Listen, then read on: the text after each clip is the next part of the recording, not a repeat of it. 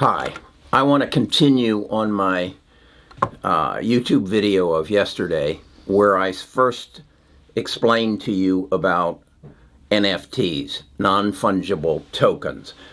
I'm excited about this because I think it's giving me a second chance. I missed out on the fungible tokens, Bitcoin, and its multiple derivatives, and so I didn't participate in it. I didn't buy it for $2 a coin, and it's now worth $56,000 a coin. So when I see something that says, well, maybe this is a new opportunity, I want to get involved in it, and I want to understand it. And I'm going to ask you to help me understand it. But first, I want to explain it to you at the level I understand it. And then maybe together we can grow in this and profit from it. First of all, I understand art. As you can see here, I have some art. In this video, I'm going to talk to you about how I think this art could turn into a NFT and make the people who own the art very wealthy, and possibly, if you are one of the earlier buyers of it, you could become wealthy. But more importantly, I want to put it into a perspective that I can understand and you can understand, and thus we won't miss out on the next big investment opportunity of our generation. Okay, I'll be right back. Best of Us Investors presents Carrie Griegmeyer. All right. As I said, I'm going to do multiple videos on this subject. And so if you want to be aware of them, because I do think this is another Bitcoin opportunity, if you understand it and if you get in on it on the ground floor. To do that, subscribe, like the thing, like the video, that'll help my algorithm. And then come to bestofusinvestors.com and join our Discord, and we'll grow in this together. Okay, when I first saw this, I thought, crypto kitties? I don't think so. But now I understand why crypto kitties will probably turn out to be a good investment for somebody. But I had to put it in language that I understand. I understand art, and let me walk you through this. This is a Vincent van Gogh painting. It's called Café Terrace Arlaus, okay? It's currently hanging in the Kröller-Müller Museum in Otterlo, Netherlands. Jack, you need to go see this. It's one of a kind. It's in a museum. When I looked to find out what the price of it was, it came back priceless. Now, I happen to have it because I painted it, okay? What is that worth? Next to nothing, because down on the bottom, the signature, well, actually, this painting is not signed by the artist. So it's one of a kind. It's hanging in a museum, and there will be another copy, no more copies of it. What if that museum in the Netherlands is hurting for money right now? And what if they take a digital image of this and put it out for sale? And so I can buy a digital little image of it, and let's say they say they're going to make 10 of them, and they put them out on auction. Maybe they go to Christie's and they put them out on auction, and the uninformed public pays $10,000 for each one of these, and I'm one of them. And then I take it and I buy one of those TV screens and I project it on my wall. I've got 1 of 10 of a priceless painting. Now, they have put it into blockchain, and so they have authenticated it. They have the date of issue, and they have all the back paperwork to make sure that my 1 of 10 copies is the original. Now, let's say that I'm a little bit crafty and I reissue a copy of my copy and I make that available. Well, because of the blockchain effort, it will be very identifiable that my issuance is a copy of a copy. So therefore, it most likely will not have as much value. Okay? Again, this is a Picasso. This is, let's see, Rêve, which means the dream. The Picasso painting was painted in 1932, and it sold in 2013 for $155 million. Let me take this one down so you can see the whole thing. I guess you can.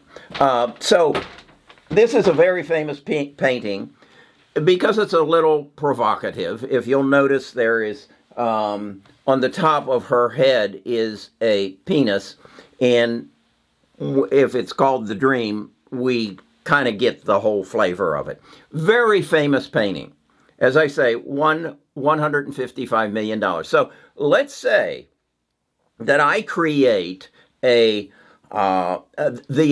blockchain for famous artists, and I've gone to the museum in the Netherlands, and I find the guy who owns this, The Dream, and I convince him that he should allow me to make a digital copy, and I create a company that then makes these copies available. And so I do all the work for these people. This is a business. This is a business that's built around famous art and blockchain. Are you getting the drift here? You might be able to do this. If you really study it and pursue it, you might be able to do it in your garage, okay? And you might be able to build a multi-billion-dollar business because you got there first, okay? And you became the broker of famous art. Is this going to happen? I will guarantee it. It will happen. This is another one of my paintings. Yes, I painted all these. This is one of the favorites that I have, and this is a Salvador Dali. Its title is Geopolitical Child Watching the Birth of the New Man. What it is actually, it was painted in 1943 as the United States got involved in World War II, and you see the birth of the United States as a world power. This painting is hanging in the Salvador Dali Museum in St. Petersburg, Florida. What if I got in my little vehicle and drove down to the St. Petersburg Museum, and I said, I understand because of the pandemic, you haven't had the visitation that you've had in the past. What if I gave you a way to generate more money through a digital, non-fundable token? And of course they would say, what are you talking about? With some explanation. Again, if I've got the structure built, I can do this. And it can happen. If it isn't me, it might be you. It will be somebody. Somebody will show up at these museums and turn the art that they have hanging on their walls into a viable asset. It is going to be a much bigger generator of revenue than people coming through the doors. They have a one of a kind. There is not two of any of these. Okay? They are original. They're authenticatable. They give you the opportunity to duplicate them at whatever rate you want. Maybe you want 100 of them.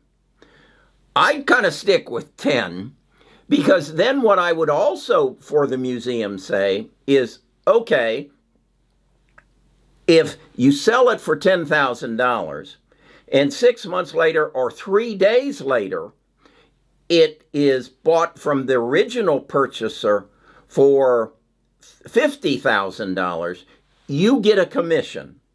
So now we have created for that museum a continuing income stream for which they have to do nothing. Do you think this is going to happen? I will guarantee it. It's going to happen. So how do you get involved in it? Is it just art?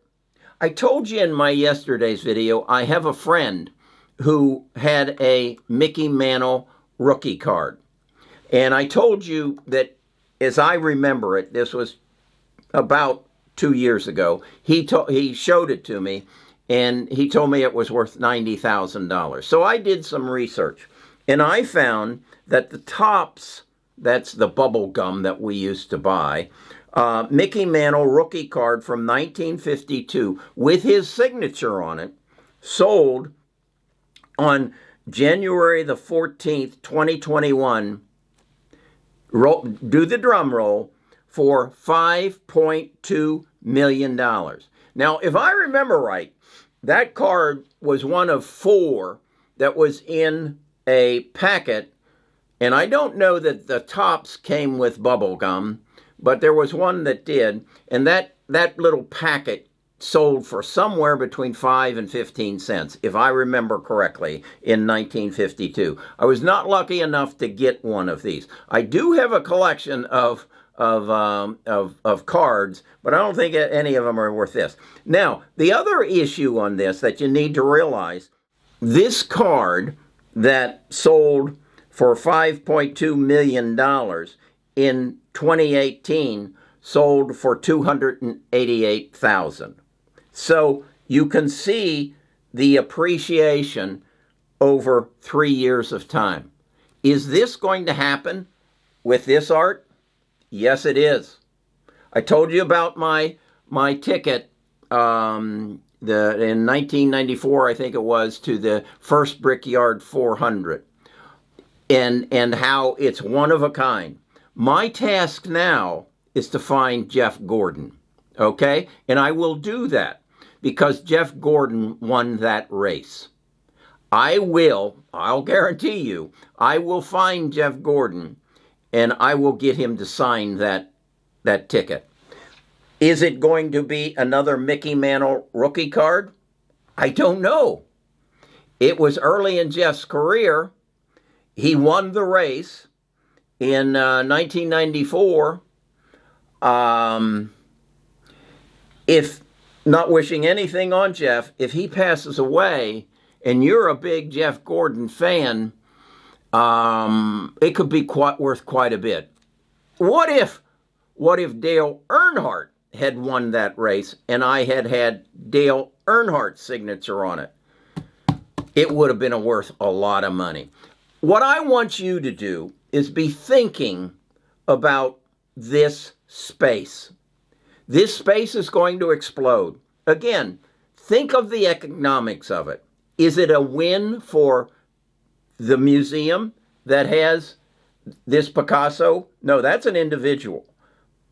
Is it a win for the St. Petersburg Museum if they can sell digital images of the Salvador Dali painting? And as I say, the whole museum is Salvador Dali paintings. This is a new industry for them. It is a better source of income than the people buying tickets to come through. This is going to happen. You need to see where you fit into it. We need to work together as a group to understand it, because it is going to explode and it's going to make some millionaires. We might as well be some of them. I got another very rare item. I can't remember exactly when I bought this. I've shown it to you before. This is a bottle of Pappy Van Winkle bourbon. I paid $250 for it. I think it was in about 1999. If you look right here, it has a serial number on it. It's bottle C 9029. This is one of a kind, okay?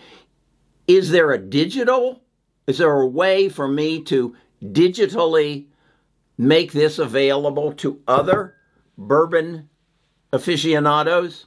I don't know. I'm going to ask you to help me. Is there a way I can digitize this, one of a kind, put it on blockchain, and make it available to the world? And then, as it sells repetitively through the world, is there a way I can make a commission off of it? Is there a way you can create the business that makes this happen? This is what's called thinking out of the box. This is what's called connecting the dots. I'm challenging you, whether it be bourbon, whether it be art, whether it be tops, bubblegum, rookie cards, or tickets to the NASCAR, there's an opportunity here. And to those who feast on it, understand it, and move forward, it's going to change their lives.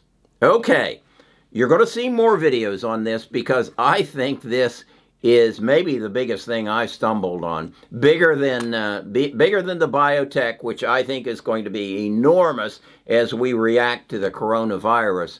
But I saw Kevin did a video on this, and basically he kind of felt it was a lot of smoke and mirrors.